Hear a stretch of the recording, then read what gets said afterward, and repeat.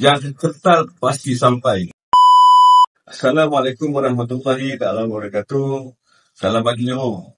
Dan bersempena dengan sambutan awal Muharram 1447 Hijrah nanti, kami telah pun mengaturkan beberapa siri program bermula daripada 26 hinggalah 28 Jun nanti, insyaAllah.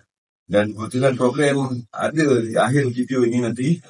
Dan di kesempatan ini saya ingin menyeru semua jemaah karya dan masyarakat setempat, terutamanya anak-anak muda, untuk hadir berimarah yang lagi program yang telah diaturkan.